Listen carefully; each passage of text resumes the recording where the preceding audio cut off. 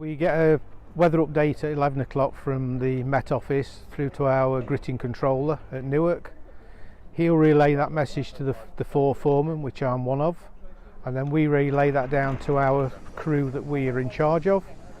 That'll give you the time that we're supposed to be in the yard, the spread rate that we're supposed to be spreading at, and the weather forecast and what they're expecting and what time we're going out due to the weather.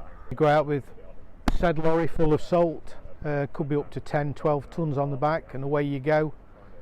You spread it down, and you want to be putting it down a couple of hours at least before the forecast of it's going to drop cold, to help the traffic crush it down into the tarmac. And then hopefully when it goes freezing, it'll not freeze, it just moistens it up again nicely. It's all down to the weight of the traffic and everything else. It's quite a pleasure to be out there. You know you're doing the best that you can. You're putting the salt out there. You're trying to make the roads safe. You're just in your own little world. You know what you've got to do. You put the radio on, heater's nice and warm, and you're away and enjoying it, and off you go. It's peaceful.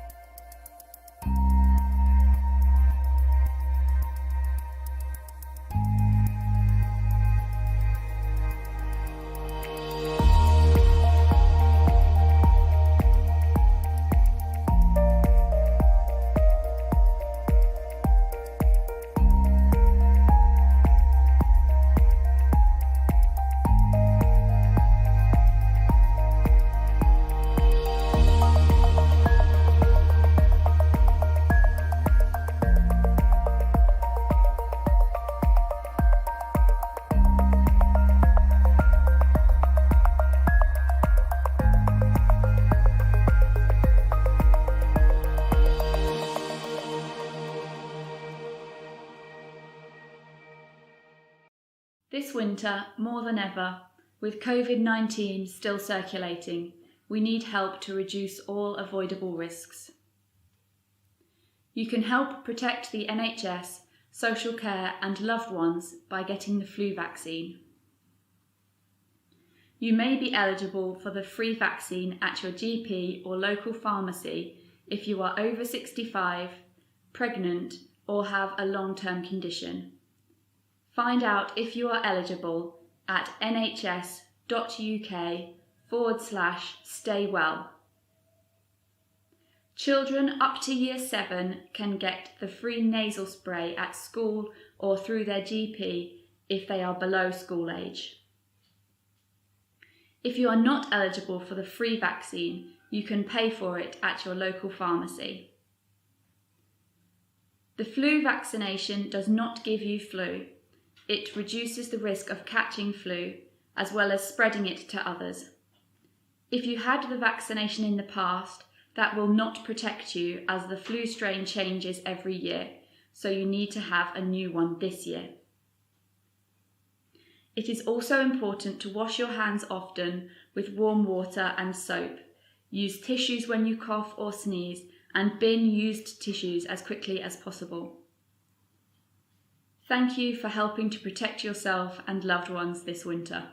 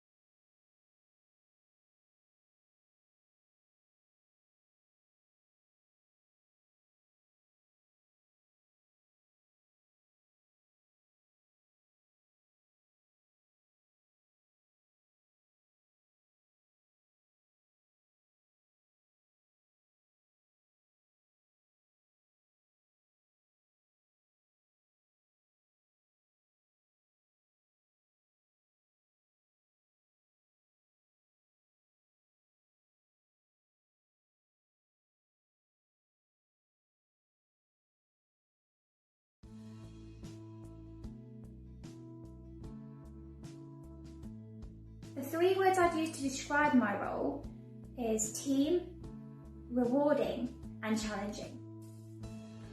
Positive, team, supportive. 3 words I'd use to describe this job: gratifying, inspirational, challenging.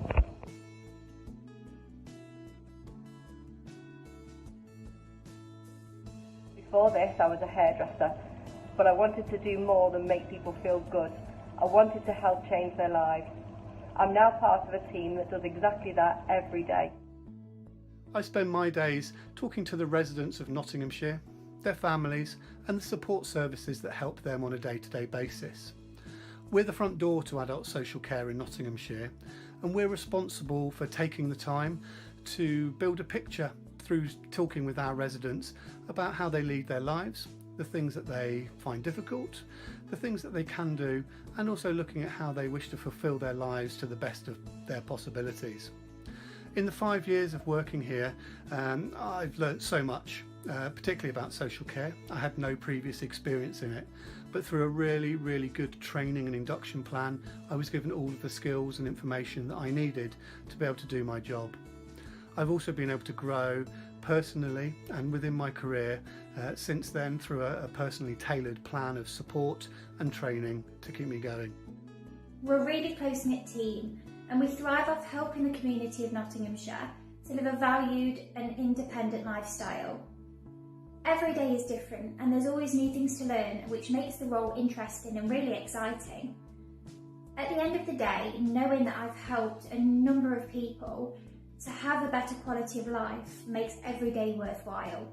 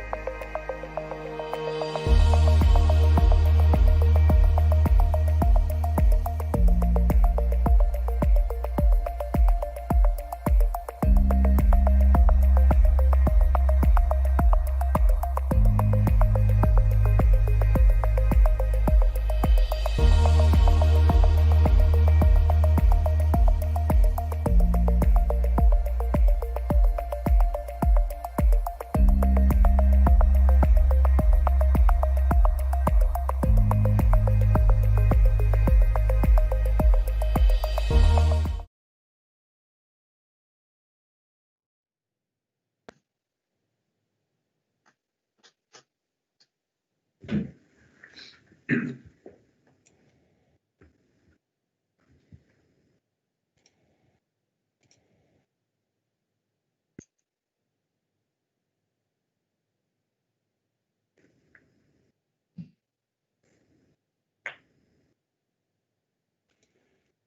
are live, Chair. Okay, thank you, Pete. So good afternoon and welcome everybody to the Finance and Major Contracts Management Committee. It's the first meeting of the new year, so I wish everybody a happy and a healthy new year. We're obviously conducting this meeting entirely remotely, so that's members and officers. And so if we do experience any significant technical problems, we may need to just adjourn the meeting for a few moments whilst we try and get members or officers back online. We're still struggling to get Councillor John Ogle online at the moment, but I think officers will carry on doing that as we make a start on the meeting. So in today's meeting, we're waiting on Councillor John Ogle. We have Councillor John Clark, Councillor Keith Girling, Councillor Tom Hollis, Councillor Eric Kerry, Councillor Diana Meal, Councillor Mike Pringle, Councillor Alan Rhodes and Councillor Gordon Wheeler. As I say, Councillor John Ogle, we're waiting to get reconnected. My name's Richard Jackson, Councillor Richard Jackson, I'm Chair of the committee. There are a number of officers in the meeting with us, and I'll ask them to introduce themselves as and when they speak during the meeting. And so I'll move on to the first item on the agenda, which is the minutes of the meeting of the 30th of November, which I'll move. Gordon, you've seconded it, I think. Thank you. And can I see, unless there's any dissent, I'll take those as read, unless anybody tells me otherwise. Thank you. I'll ask Pete if there's any apologies for absence. Thank you, Chair. Councillor Barnfather replaces Councillor Roger Jackson for this meeting only. Thank you. Thank you and welcome, Chris. So item 3 is declarations of interest by members or officers, and if there are any, which I'm not seeing, in which case I'll move on to item 4, which is the financial monitoring report for period 8. And I'll ask the section 151 officer, Nigel Stevenson, to introduce the report. If there's anything to add to it, Nigel. Thank you, Chairman. So, colleagues, if I turn to table 1 on page 4, which indicates the Council's anticipated forecast outturn for this financial year is an underspending of 5.7 million. The significant variances in adult social care and public health and personnel committees are set out in the report.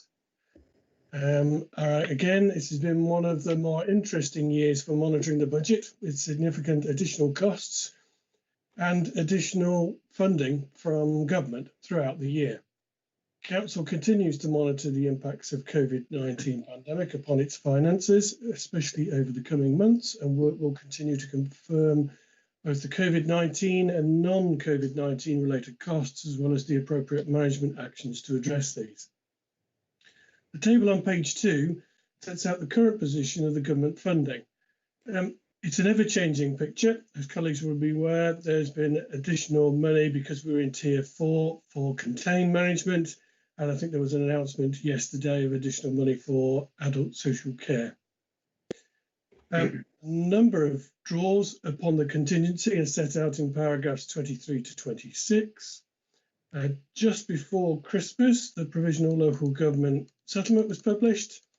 The report summarises the main lines from this settlement, and the key for me being the additional money that was provided for adult social care, the ability to increase the adult social care precept by 3%, with the ability to defer some of that to future years if necessary, ongoing measures to support local government for COVID-19, with specific grant and support to council tax and business rate losses. If I may then turn to the capital programme, table 3 on page 8 sets out the expected variations of the capital programme of 9.1 million. Significant variations being on slippage on the Schools Places programme and reprofiling of the investment in Nottinghamshire programme.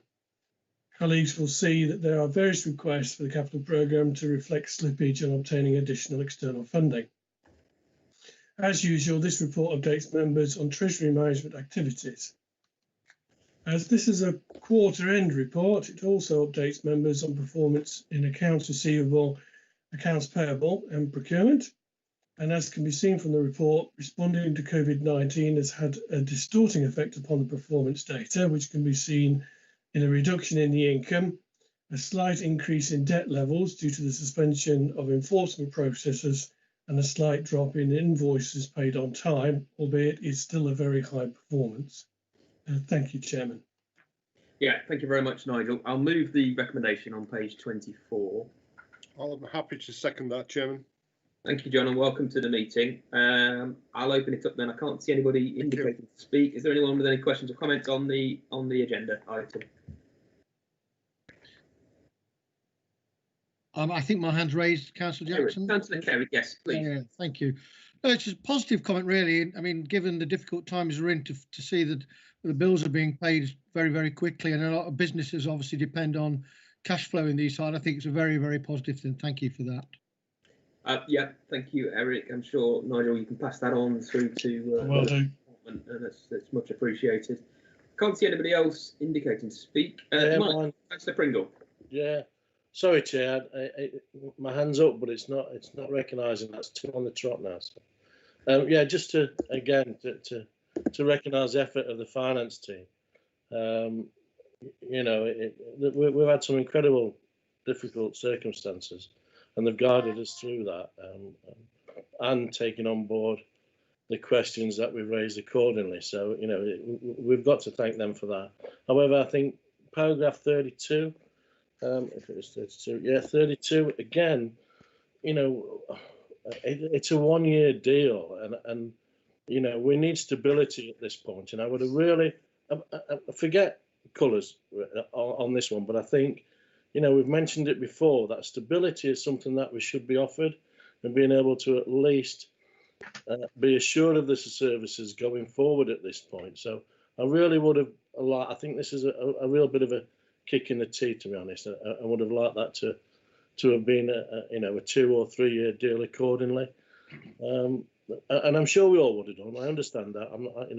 I'm not daft, but I think you know, I would have looked at government to have offered something greater than yet another 1 year deal. And just on paragraph 26, I'm not sure what the detail is of the chairman of the committee, and I thought that was coming through at this, and it's not giving us anything. So I recognise the fact that there's a change of 23k, but I'm not sure what the committee's performing duties are, to be honest. Thank you, Chairman. Thank you, Mike. I've got Eric. I think your hand's a legacy one, so I've got Councillor Barnfather. Chris, please. Yeah, thank you, Chair. Well, just in reference to Councillor Pringle's comments, really, we're in a 1 in 100 year event with a pandemic, where the government's had to provide over £300 billion of additional funding. We've no idea what the end game is in relation to this pandemic. If you'd have asked us last March, when budgets were being set, you know, would we still be doing this nearly 12 months on? I think everybody would have been shocked, horrified at that prospect, and yet here we are. We're obviously hopeful that the vaccine will bring the pandemic to an end, or certainly the worst effects of the pandemic. That could happen in 3 months, it could be 6 months, it could be 9 months. So personally, I think the government have actually acted absolutely appropriately in setting a budget for the 12 months in which time, hopefully, collectively, we will fight this pandemic and win, at which point they'll be in a far better and informed position to be able to produce a longer-term financial settlement. And just in relation to item 26 and the reference from Councillor Pringle to the Chairman's allowance for the COVID-19 Resilience Recovery and Renewal Committee, again, I think absolutely appropriate that the special responsibility allowance that goes with the chairmanship of that committee should come from contingency reserves. It certainly should come directly from central government funding to this authority to actually deal with the effects of the pandemic. Although the committee is a requirement as a result of the effects of the pandemic, I think if the funding came directly from those grants, it would, from a PR point of view, look poor, as if we were spending money that was given to us to support our communities on a chairman's special responsibility allowance. Having said that, the role necessitates a special responsibility allowance, so absolutely right, it should come from contingency, and that's why we have contingencies. Thank you, Chairman. Thanks very much, Chris, and you make a good point. I think from my point of view, if we were to ask for a 3 year spending review, in the very depths of a international emergency, I think it would have been based on the very worst case scenario of where the finances could possibly have gone. Whereas if we're looking at it, we had a 1 year rollover. If we're looking at a proper 3 year spending review toward the end of this year, when hopefully things are a lot better, we're going to see a far more positive spending review. What I would say is that we've got a very good relationship now with central government at all levels, and I think an awful lot of communication over the past year has made sure that we've received significant additional funding. I think the spending announcement at the end of December was very positive for us and for local government. I think we are being listened to, so it gives us quite a lot of confidence when that spending review takes place later on this year, now that central government is being looked on more favourably. I think the role that we've played over the last 10 months is being recognised, and I think we're well placed moving forward. So I think a 1 year settlement and a 1 year spending review was absolutely the right thing to do at the time, even if it's regrettable that we're in the position that we're in. I can't see anybody else indicating. I think Eric's well, Chair, I'm surprised you can't see my hand, and neither could you see Mike Pringle's, but I've been indicating for a short while as well, and there's somebody else indicating on this screen with the initial of C. I'm not sure who that is, but obviously you've got a problem with your screen when it comes to seeing hands other than Councillor Kerry's and Councillor Barnfather's. Can I speak, Chair? Yes, please. Yeah. Thank you.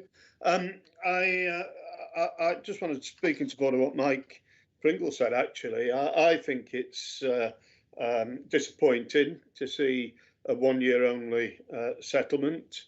And I think it's equally disappointing that COVID's being used as an excuse for it, because frankly it isn't an excuse for it.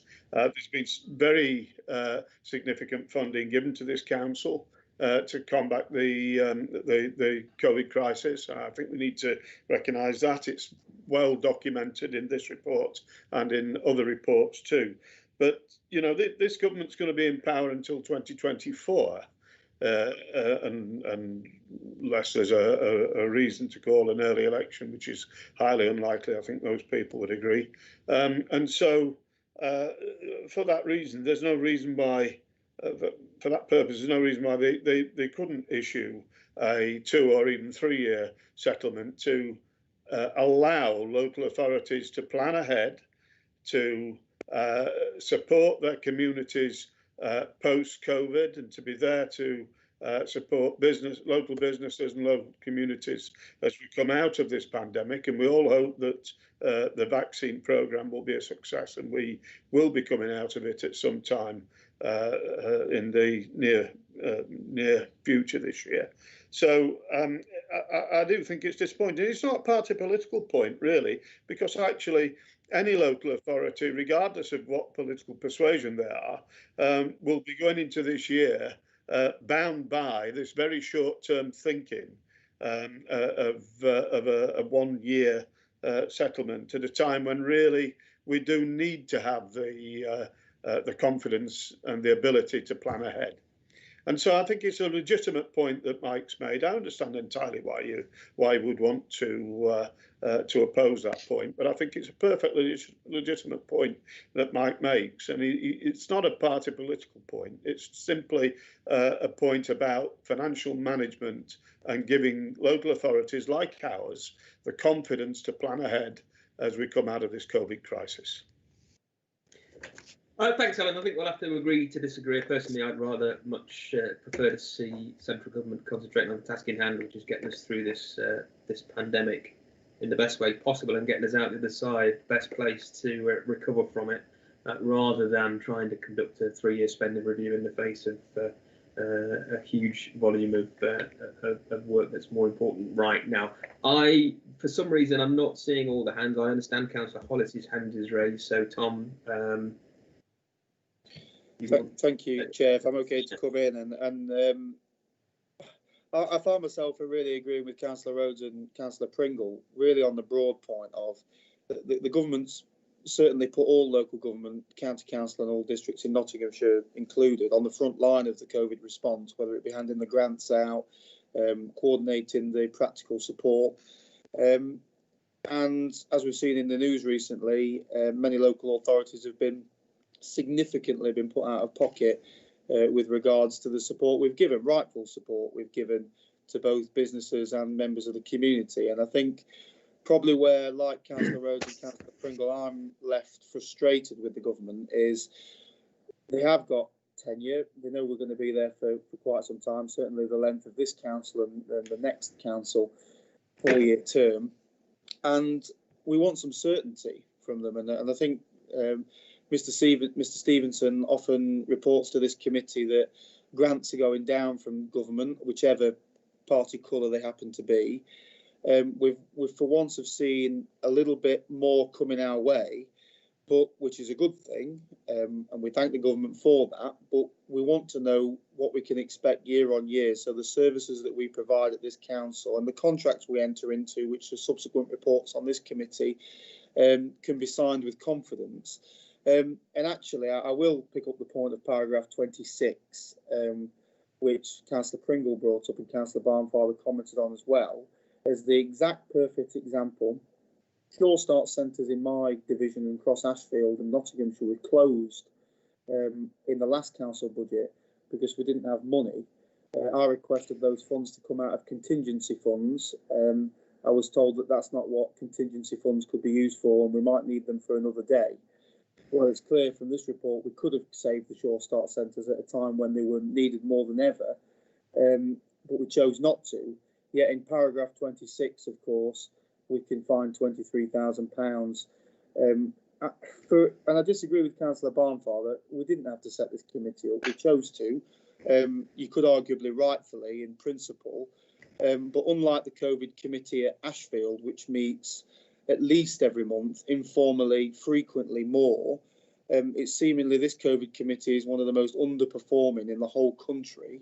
And say it how you will, maybe it's not my opinion, but certainly lay people looking at this council could perceive it to be nothing more than a political sweetener, which of course it was. Of course, members of this committee wouldn't suggest that, but I think it's fair to say that it could be seen that way. You'll know that Ashfield, we gave the chairmanship of the COVID committee to an opposition councillor, few of which they are, but we perceive that to be the right thing to do to actually hold the Ashfield independents to account. And also to offer, frankly, a different perception. Of course, an Ashfield Independent is the vice chair, but it's a real cross-party working group, and as it should be. But I'm certainly left disappointed and certainly seeing those funds as a bit of a waste of public money. I'd much prefer that 23,000 to go on the front line of the COVID response. But I think turning to some of the other comments in this report, while I thank the officers for the hard work, it can't be easy balancing this such ever-changing circumstance. I have a direct question regarding paragraph 55 and the Public Works Board loan, something the committee chairman will be aware of. Colleagues and councillors in my group have been frequently asking for a breakdown of the current outstanding loan of the Public Works Board, as well as other debtors the council have. We're told that that information is found in past committee reports. We've now been through the last 50 years of committee reports and cannot find the information. So I'd like if this committee, as well as my group, could be provided with the current outstanding, with current interest rates of money owed from this authority. And then the second question, really a political question to the chairman and group members. Obviously, we're told in this report that we're doing very well financially. Does that mean we're going to be considering not increasing council tax by the full amount, as I know authorities across Nottinghamshire aren't doing? Let's practice what we preach. If we don't need people with Nottinghamshire's money, certainly from what I can see in these reports, we don't need them to balance the books. You know, the lovely government's helping us with that, as you quite rightfully, Chairman, say. So do we really need to be increasing council tax and the adult social care precept in the way that you've suggested and documents have reported so far? Thank you. Yeah, thank you, Councillor. Mr. Stevenson will respond, as he has done before, to your question on Public Works Loan Board debt, some of which is 30, 40 and 50 years old. I think you've had an answer to that before. As far as the budget goes and the council tax goes, we're still in a moving situation. We'll be publishing within a couple of weeks the next committee agenda, which will have some details on the budget, which we'll be looking forward to in February, and that's the proper place and point in time where we'll debate the council tax rates and other things that are in next year's budget. So we'll look forward to your alternative budget if you can't support the one that we'll be putting forward. But I think that's a debate for another time. There's been a lot of talk about the spending review. I just remind members of this committee, this is a specific report on period 8 of the Financial Monitoring Report 2020-21. We know what next year's spending review has told us, and so questions on spending reviews and long-term spending reviews are for budgets some years down the line. I'll bring it back to what the report is on, which is period 8 of this current financial year.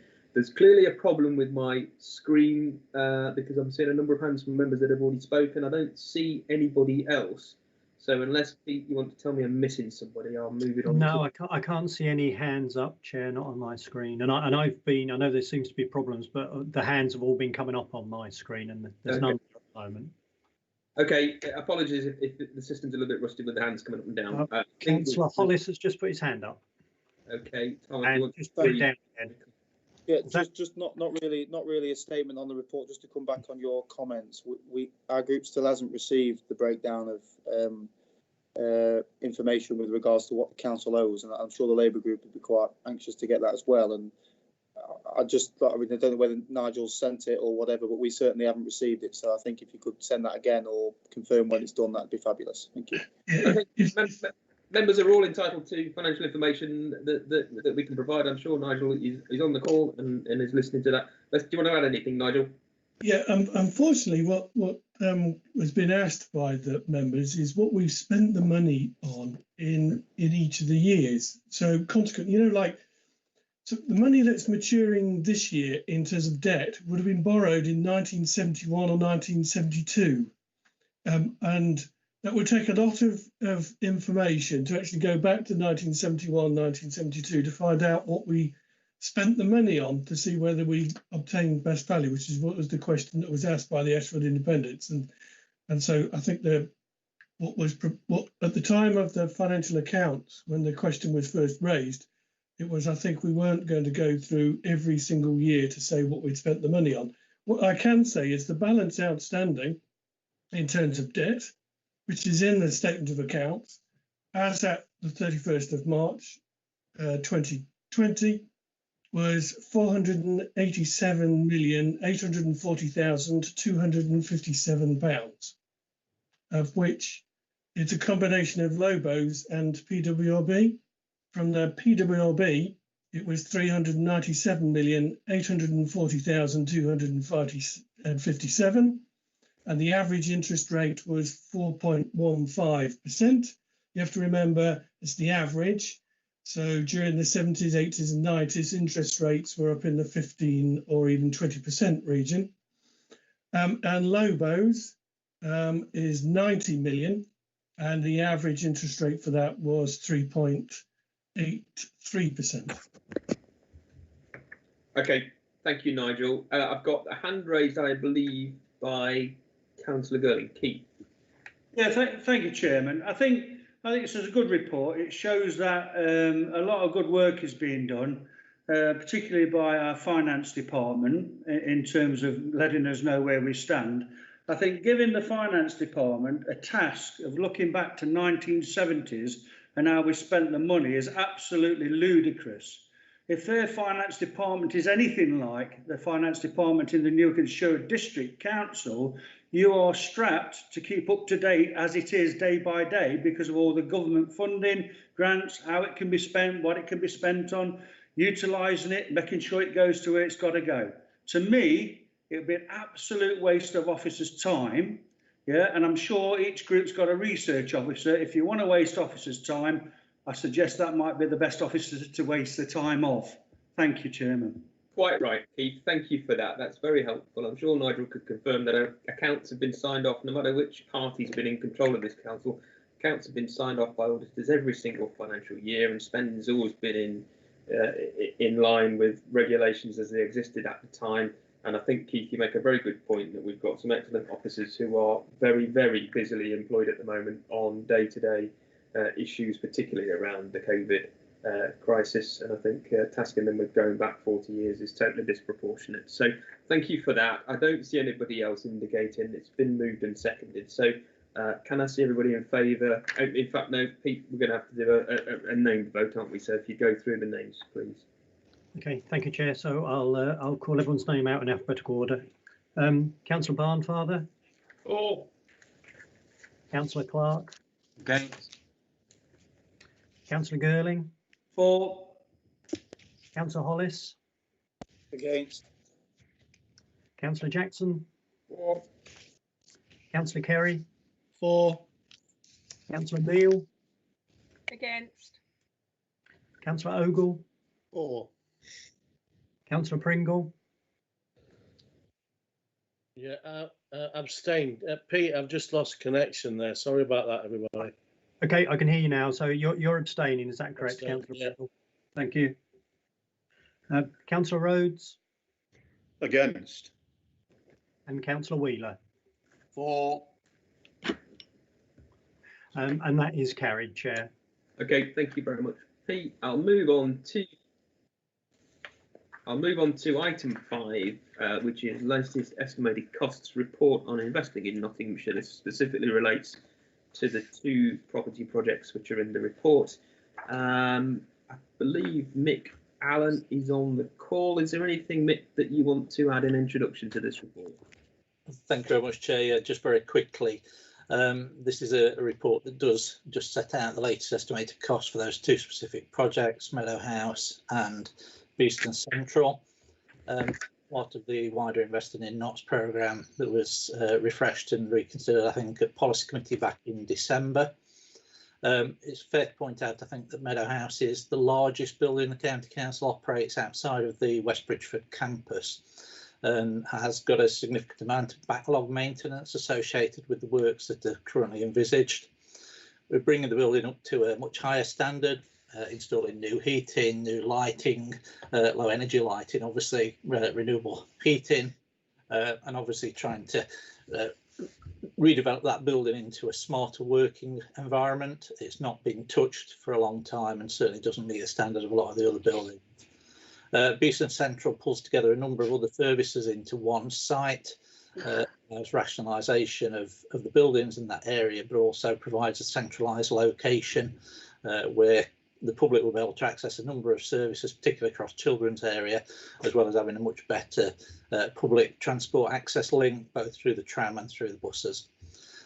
To be honest, the building is going to deliver significant savings, hopefully, as a result of the refurbishment as we move to a more energy efficient base and obviously the lowering of carbon emissions as well. So members are asked to consider the report. We're happy to take questions and obviously we'll look forward to hopefully approval of the latest estimated costs. Thank you. Thank you very much, Mick. I'll formally move the recommendation, which is on page 31.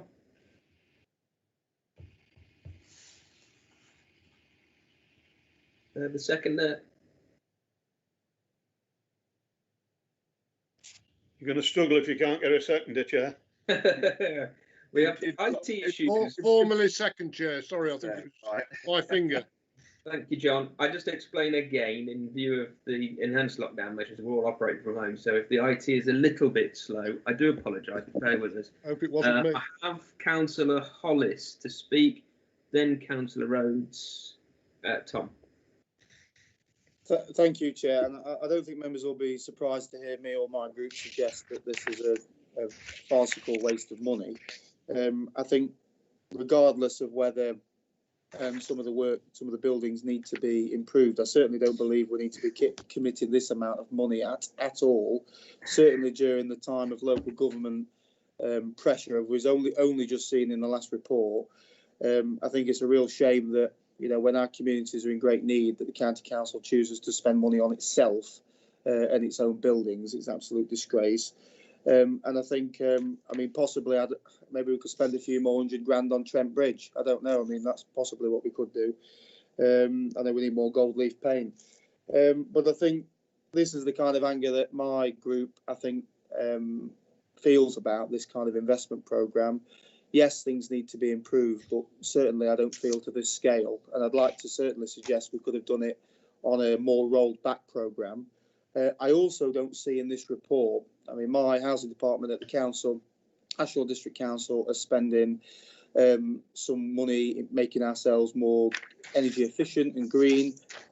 Much of that was done through grant money we've successfully secured. Have the county council look for similar programmes, many of which are run by the Conservative-led LGA Local Government Association. So I'm sure you've seen the fact that we can apply for grants for refurbished money, and I'm just wondering if that's been done before we've asked the people of Nottinghamshire to spend money on council buildings. Thank you, Mr. Chair. Yeah, thank you, Tom. I mean, I'm sorry that you can't support us improving working conditions for staff and reducing the CO2 emissions from offices, putting staff closer to where their services are actually needed. You know, staff are placed all over the county, quite often in buildings which aren't particularly up to date and necessarily fit for purpose, just because that's where the estate actually is. And it's the first time in a very long time that there's been a proper look at this and a programme to put staff where they're most needed, reduce things like travelling time, put them in far better, more environmentally friendly buildings that are close to where the services are needed. So I make no apology for doing any of that. And in the end, it is going to be an investor safe programme. In terms of outside funding, whilst this particular report relates to 2 buildings, within the entirety of the Invested in Nottinghamshire report, we've received very significant outside funding, of which probably Mr. Stevenson can advise on the totals of, not least of which is access at the Top Weekay sites, which is currently under construction, amongst other things. But if I can come back to the content of the report that's actually in front of us, the latest estimated costs report on the 2 premises that are mentioned in the report. I've now got Councillor Rhodes and Councillor Clark, and someone will advise me if there's anybody else with a hand up. So, Alan, please. Thank you, Richard. The report, the subject of the report, has been the subject of previous debates in other committees, most notably policy. And for consistency, we won't be supporting this report. We're voting against it. And the reason we're voting against it, I have some sympathy with what Tom Hollis has just said, but the reason we're voting against it is that it's the wrong programme at the wrong time. Members of staff at the county council, across the council, have been predominantly working from home for many months, almost 12 months. And I personally am of the view that the world's turned from when this report first surfaced, and that the world of work will change irrevocably in some instances. So the point I'm making is it will require less office space, not more. Will require less desk space, not more. We've all become adept at virtual meetings, something that I'd never done before the first lockdown, when Teams was introduced. By the way, I apologise for the sound of the dogs barking in the background. That's one of the pitfalls of working from home, of course. We've got the gas men outside laying cables, and they're going a bit mad at the moment, so I'm sorry about that, but at least you can't hear the drill now, which you could hear earlier. So the point I'm making is that this is the wrong report at the wrong time because of the changing nature of the world of work, and I think it should be paused, and I think it should be reviewed, and post-May, if we're fortunate enough to be elected, if the elections are in May, of course, that's another question, but we will review this programme. We'll halt it, we'll pause it, we'll review it, and we'll decide what is best for the council, what represents best value for the council. And that is what I think this administration should be doing right now. And so for that reason, we won't be supporting this report, just as we didn't support the original report that started the whole thing moving. Thank you, Chair. Yeah, thank you for that. I mean, I would just say, as you say, the overall principle of this programme, the Invested in Nottinghamshire programme, belongs to Policy Committee, and as that gets its updated reports, it does take into account the new ways of working, and you'll see within this report that the desks ratio has moved from what was 8 to 10 a few years ago, which was kind of industry leading, now to moving towards 4 to 10 desks And there are other points that you make which are quite valid, which will come forward at appropriate policy committees in the future. I've got Councillor John Clark and then Councillor John Ogle, and if there's anybody else, perhaps Pete would let me know. So, John Clark, please. Thanks, Chairman. Mine really is, I'm not against, obviously improving things for our staff. That will help us and help them. But I just wonder, how do we measure the use of this money? Also, is there sort of alarm bells? Is it in the technical terms, or the things that flash on telly now? Spoiler tells me in the recommendation there that the latest estimated costs for the projects and approval be given. Estimated costs again throws up the Newark school job, and I'm not anti the Newark school at all, but can we sort of nail this down a bit and say that the costs are going to be this, we're not coming back with a significant increase? Because I can see once you start knocking walls out, and I know I've been in that game all my life, taking buildings apart, this cost can significantly climb. So if we could actually get something tied down, it'd be a lot easier on my eyes and a lot easier on the public purse. Thank you. Yeah, thank you, John. And that's exactly why we've got this latest estimated cost report. They need to come back to us regularly, not just on these two properties, but on all the properties within the Investing in Nottinghamshire report. I've got Councillor John Ogle, and then I don't think there's anybody else. So, John.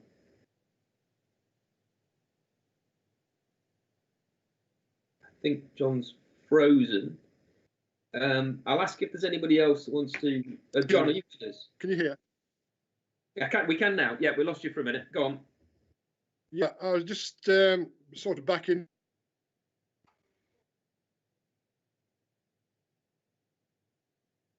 Okay, right. I've got Keith. Keith, do you want to come in now, and I'll bring John back in when his connection.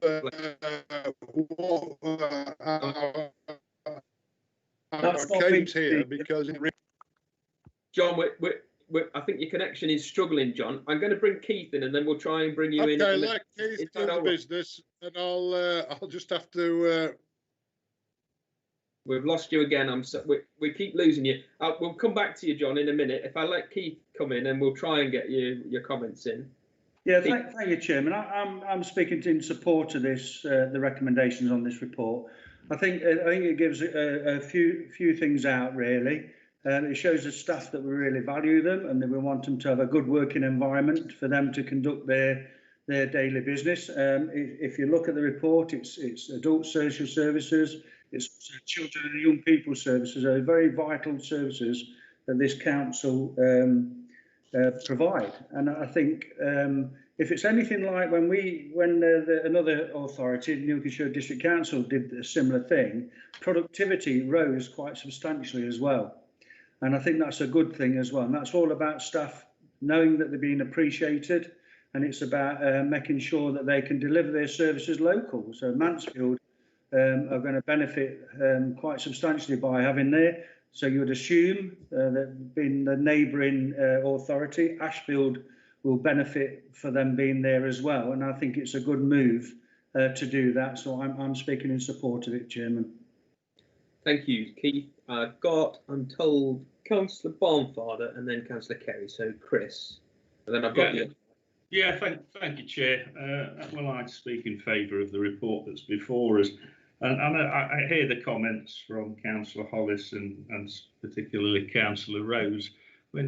If we go back to page 13 of our papers and the first item on the agenda, paragraph 39, it refers to an underspending policy committee. And I will quote, it relates mainly to a £2.5 million reprofiling of the Investing in Nottinghamshire programme. The delivery of this programme has been delayed in order to provide sufficient time to consider the implications of COVID-19 on the premises involved. So the very point that Councillor Rhodes raises has already been dealt with in item 1 on this agenda and is clearly explained there. The reality of it is that the two items that we're here to discuss today, not the wider Investing in Nottinghamshire programme, the two items that are on the agenda are ready to go. And they are irrespective of any impact of COVID-19 on the workforce moving forward. They are one building which is surplus to requirements, and we need to make a building that we own available for use and to be safe, secure and user friendly for our staff in Beeston. And another building that is a flagship building of this authority in Mansfield. It was a flagship building of previous Labour administrations on this council. That building is long overdue for maintenance work. There's been money in the budget for the last 2 years in relation to outstanding maintenance work on that building.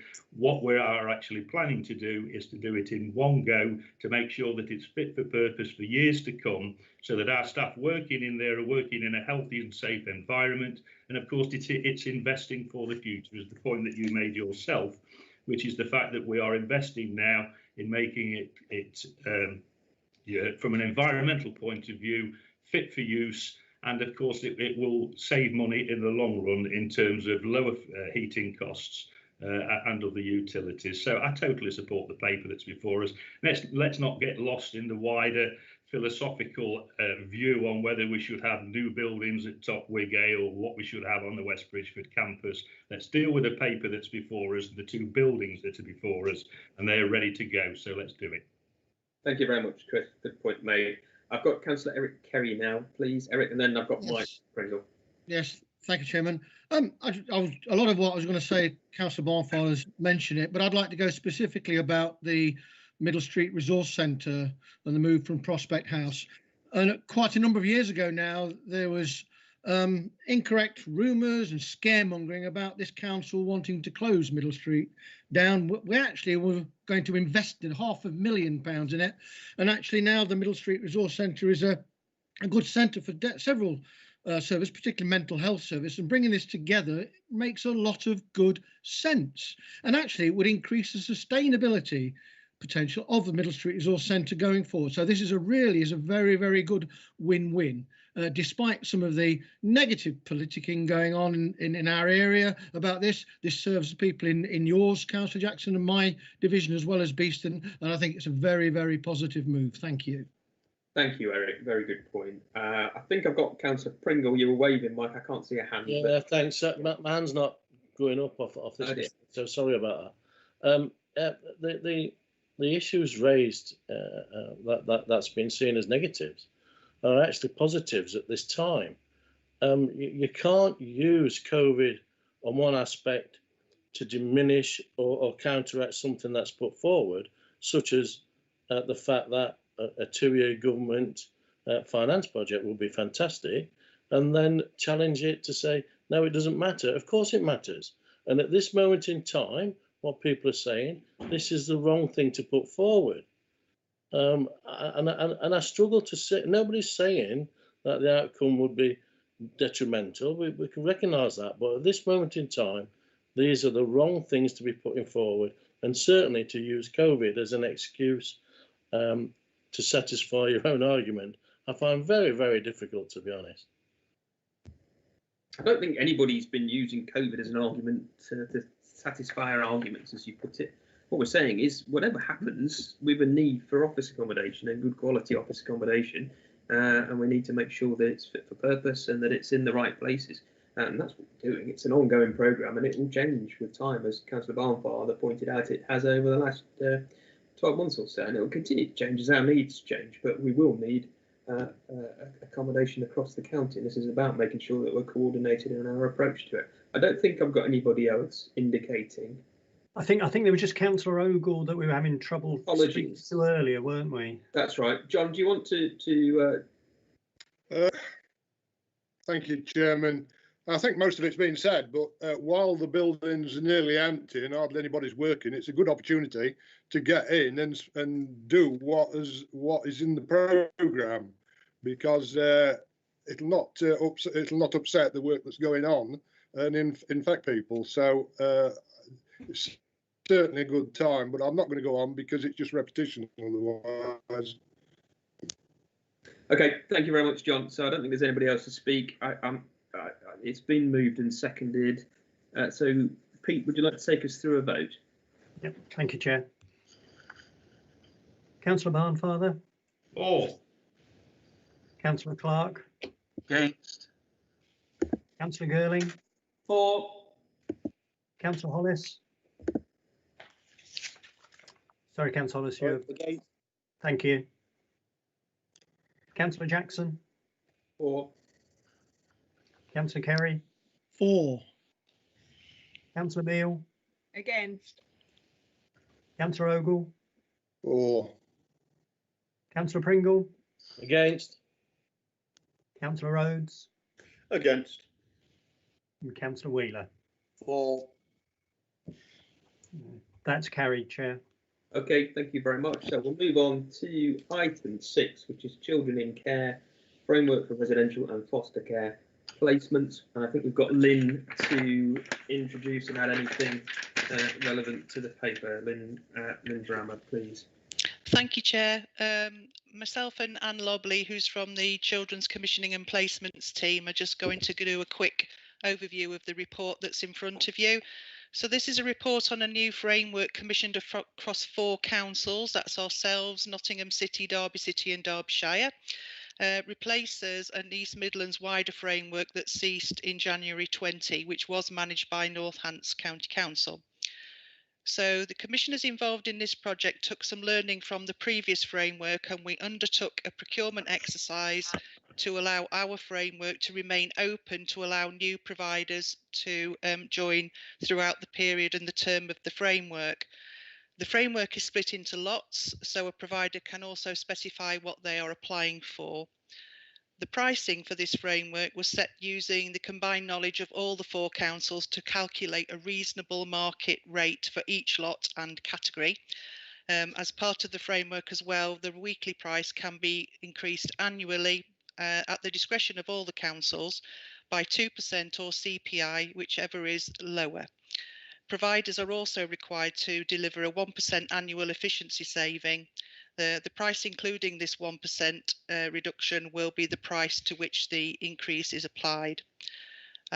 This work is currently ongoing because some providers have asked now for a price increase because the framework is now just about a year old. So that work is happening as we speak.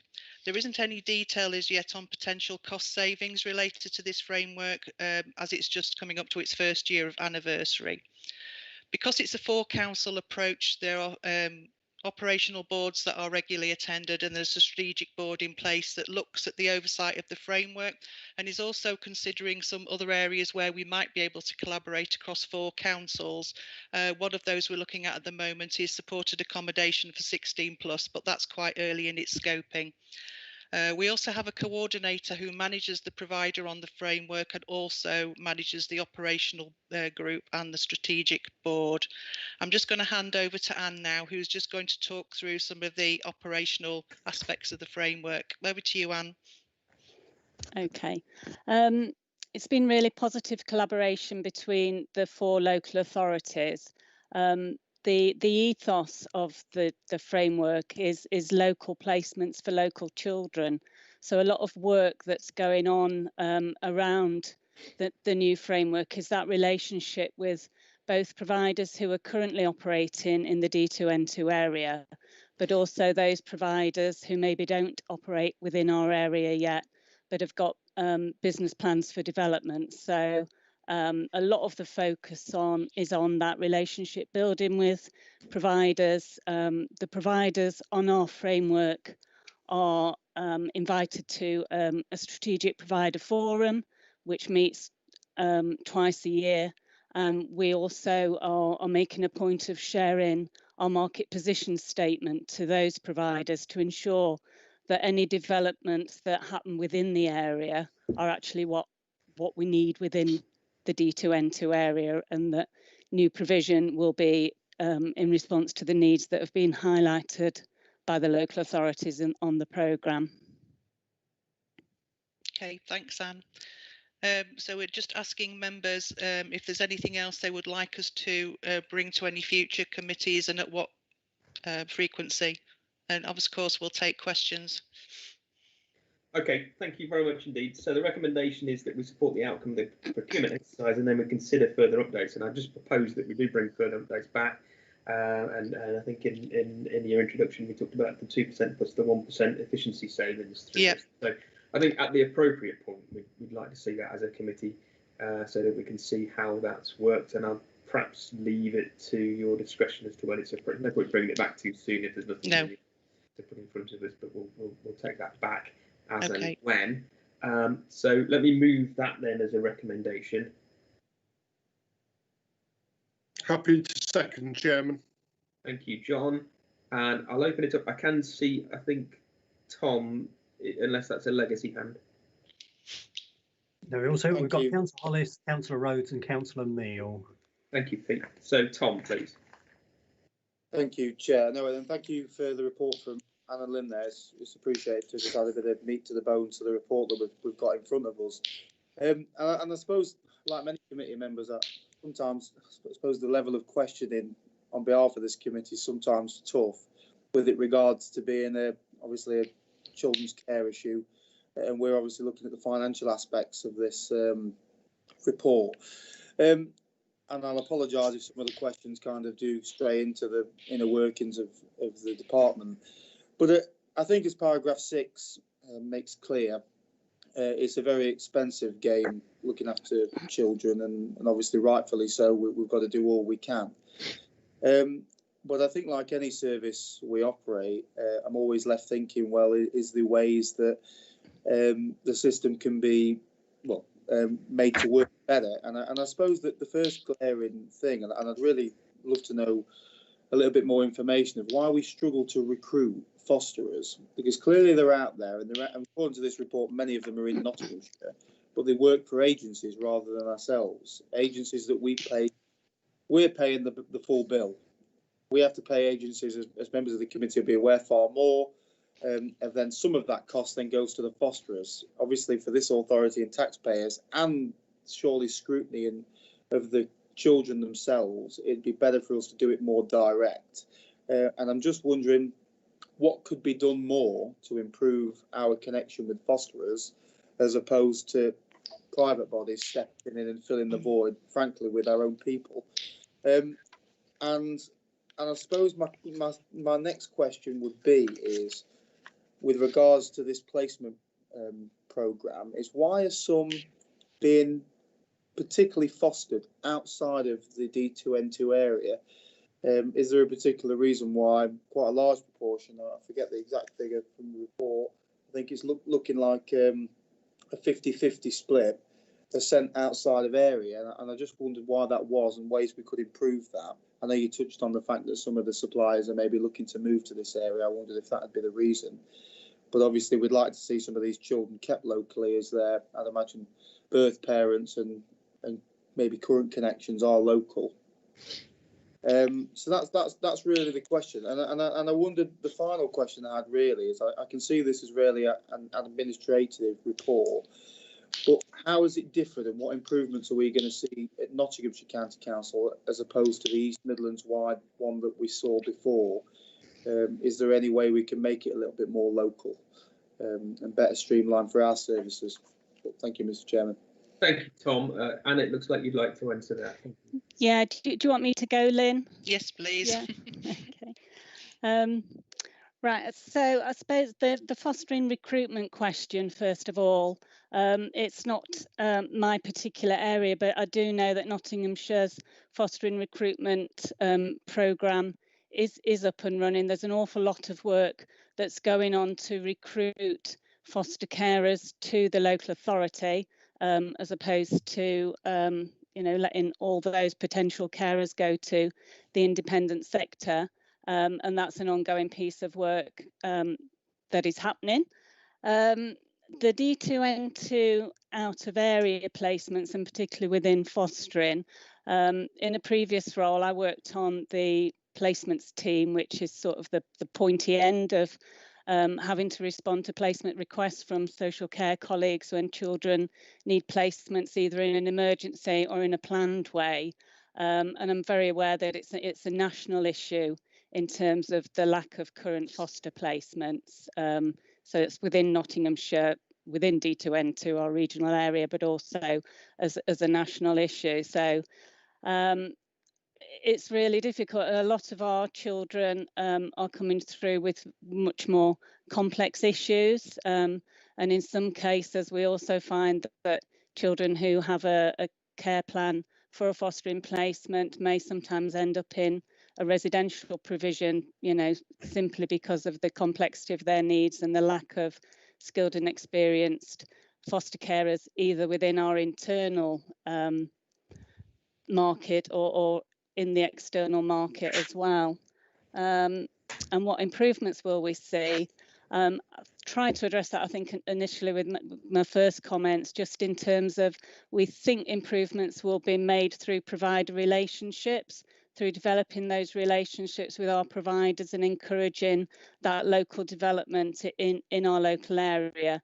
And I think we're finding that the benefit of doing it on a D2N2 basis is that we're offering a bigger slice of the market to providers rather than doing that on our own as Nottinghamshire. You know, working with our D2N2 colleagues, we can offer a bigger slice of the market, and we can also look at developing block contracts potentially, which should bring the price down as well, and also looking at those specialist placements where we do need very skilled and experienced carers to offer specialist care for our young people, and that's either in fostering or in our residential placements. Yeah, Tom, that makes a lot of sense to me. Are you happy with that? No, that's really appreciated. Thank you for the response. Okay, what I was going to suggest is that if you would just allow us to consider whether this is best coming back to us as a finance committee, or whether it's already been discussed and take care of children and young people. So I think the wider picture of of foster caring and placements obviously needs discussion. I think it's probably been aired at children and young people's, but if there's a financial side to it that we want to bring to the finance committee, we'll certainly bring that back. I've also got I've got Alan Rhodes, and then I've got Councillor Neil as well. So Alan, please. Yes, thanks, Chair. I'm very happy to support this report. Very glad to see the collaborative nature of the working with our neighbouring authorities. I think that's really important. So I've always believed that. So it's good to see partnership working, and I very much hope that this project is successful. Just a little niggle, and that is this: the use of the term D2N2 in this report is inappropriate. The D2N2, as the chairman will agree with me, is a business-led local enterprise partnership with a particular interest in economic development. It has nothing at all to do with children's services and has no responsibility for children's services. So I don't believe it should be referenced in this way. I know we all know that, but we've got to be mindful that these documents are in the public arena, and members of the public may not know that D2N2 LEP doesn't have any responsibility for children's services. So that's the only. It is a little niggle, but I think it's something that we should avoid doing in future. But as far as the report and the proposals are concerned, Chair, I'm very happy to support them. Thank you, Alan. It's a good point. I apologise. It is known internally as D2N2, but it shouldn't be known publicly as that. I thought we'd taken any reference out of the report, so I apologise that we haven't. But it certainly isn't meant to imply that it's got the backing or support of the LEP. I've got Councillor Diane, please. Thank you very much, Chair. Just to say I really welcome this report, the detail in it, and really welcome the fact that the partnership seems to be going really well. I must admit I was really quite shocked at looking at some of the statistics where just for a quarter the primary presenting need, 2/3 of that was abuse, another sort of fifth emotional behavioural difficulties. Yeah, just really quite shocking. I don't normally look at children's stuff like this. This is only just one quarter. I just feel it would be useful at some point just to have different quarters and the comparisons. The other thing is, I wondered to what extent because we do our own placements, don't we? And I just wondered how the quantities of placements through the framework, what the quantity of placements through the framework is, as opposed to the number of placements through our own our own resources was, what the difference was, and really what the cost difference is in terms of placements per child that we make to our local or our controlled residential units and through the framework. I don't know whether I've got that right. There's a distinction between the two. Yes, so that's it really. Thank you, Dan. Is there on either of the last two anything, Lynn or Anne, that you'd want to add in response? Yeah, I think that's something we can look at doing in the future, Councillor. I think we have mechanisms where we can split where we're placing off our own internal contracts, whether we've spot placed, and also those on the framework, and consider those costs. It's just probably a little bit early in the current framework to be able to do that. And yes, we could look to bring future quarter reports just to see what the changes are as we have more providers come on the framework. We should see a progression in the number of places put on the framework. I would hope that's the aspiration anyway. Anne, do you want to say something? Just that I think some of the queries will be answered within the market position statement, and I know there's an updated version of the market position statement since this report was written. So if that's something that the councillors would like to see, I'm sure that can be shared. Okay, thank you very much. I think I've got Councillor Barnfather as well, Chris.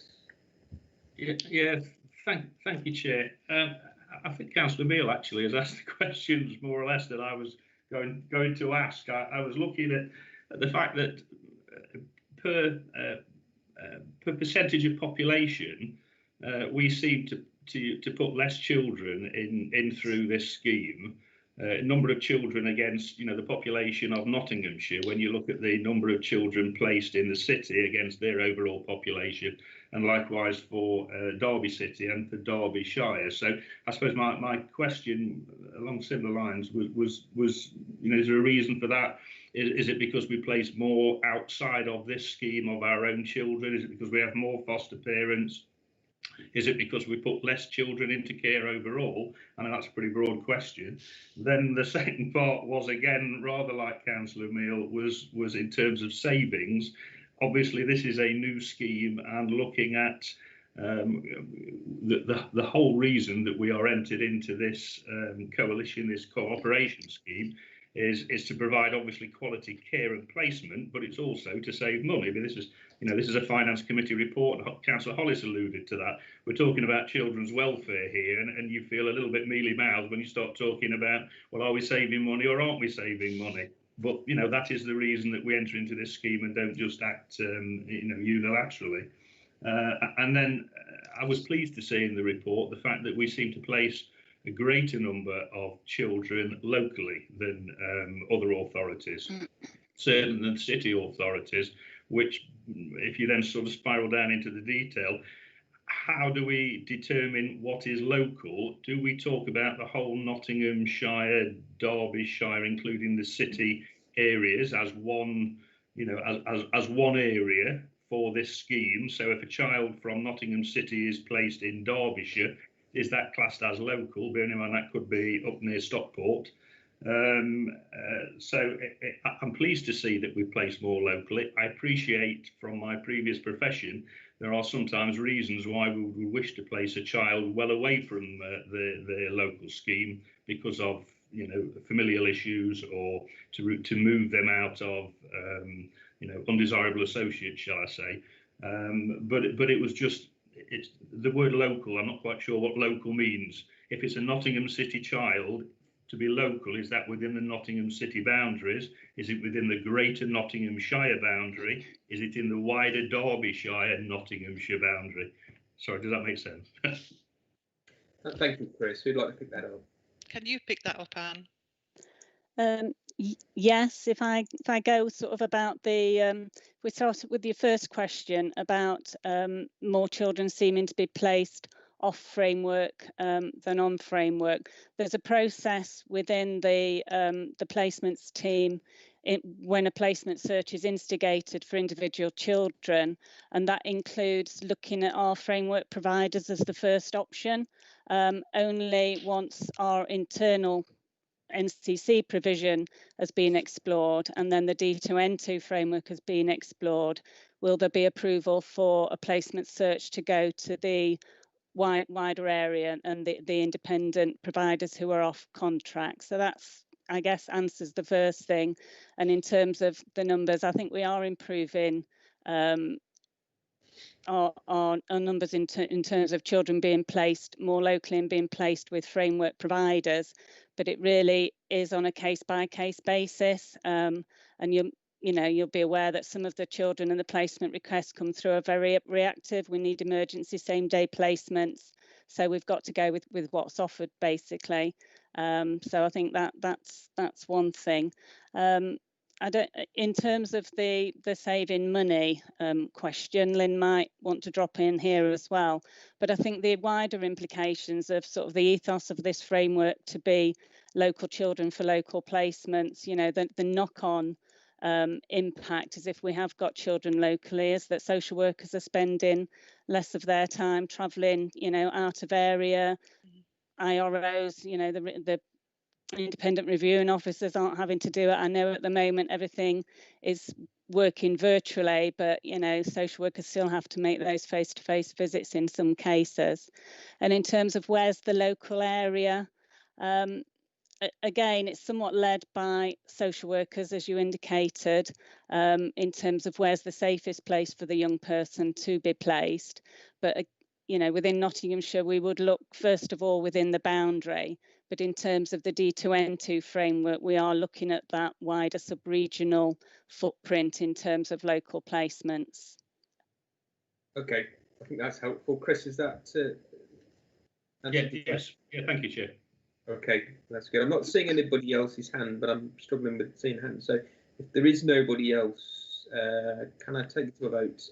Pete, if you'd like to go through the names. Yeah, can I just be clear, Chair? The first question was, do we need a report? And I think the answer was yes, wasn't it? Yes. Are we asking members for the frequency of that report? I think really we'll leave that to discretion of the officers. A further, so we're asking members a further report will be brought back to committee in due course. We've just lost Councillor Rhodes' connection. Is he? I'm back, thank you. Miraculously returned. Just dropped off my screen. Okay, I'll just I'll call councillors' names in alphabetical order. So Councillor Barnfather. For. Councillor Clark. For. Councillor Girling. For.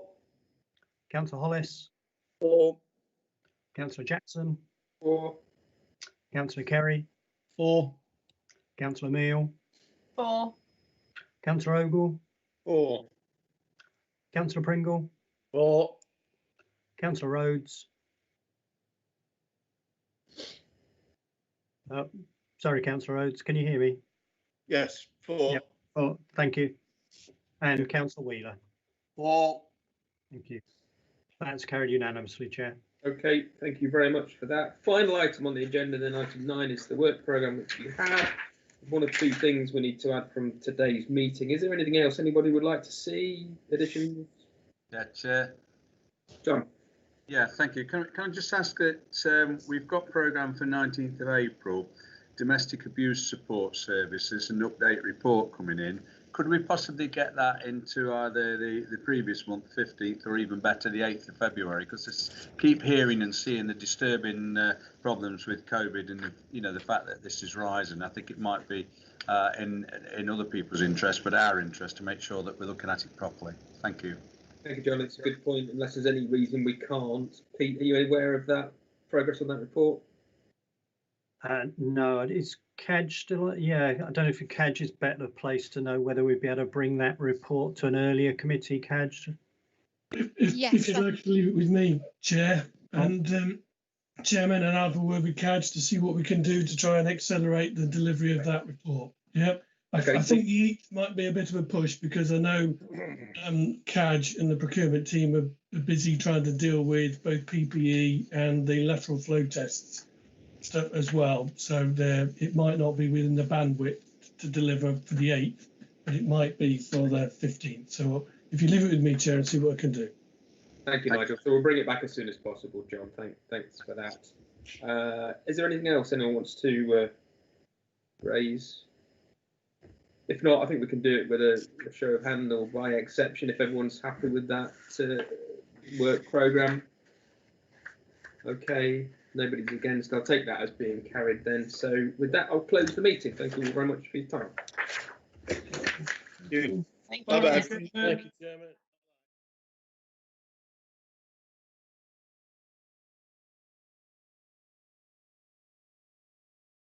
This winter, more than ever, with COVID-19 still circulating, we need help to reduce all avoidable risks. You can help protect the NHS, social care and loved ones by getting the flu vaccine.